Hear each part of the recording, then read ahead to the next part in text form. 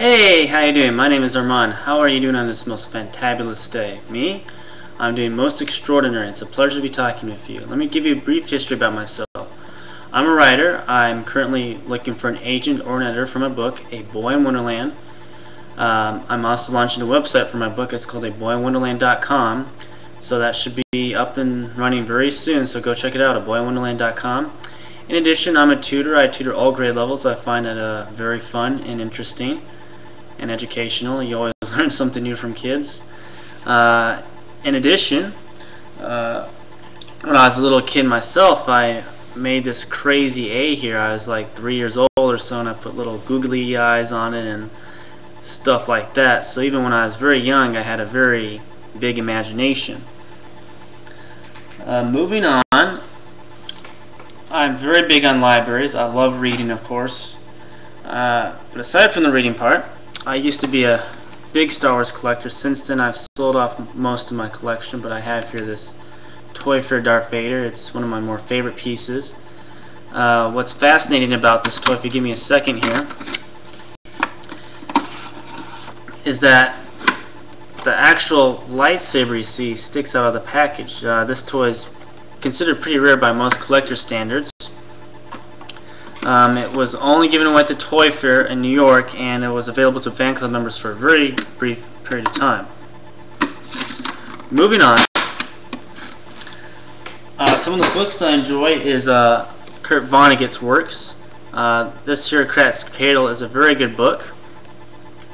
What I like about Cat's Cradle is that every chapter is about a page long. You see, for instance, we have chapter 60 starting on this page, while chapter 59 is finishing up right there.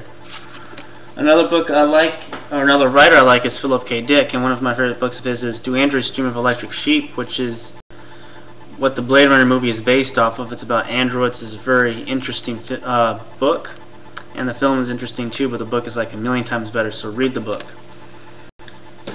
I also like George Orwell, most notably 1984. Crazy book about governments and stuff. Seems kind of scary with everything going on today. Another book I thoroughly enjoy is Secret. I find the teachings in it to be pretty spot on in some instances, so I highly recommend you check it out. You know, it might improve your life, you never know.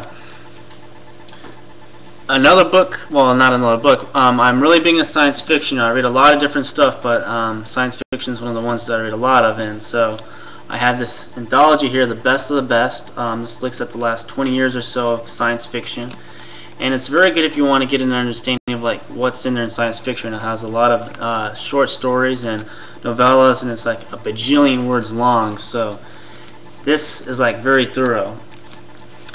As far as movies go, I like all sorts of films from all sorts of cultures. I like anime. My favorite anime is Princess Mononoke. As a matter of fact, it might be my all-time favorite film.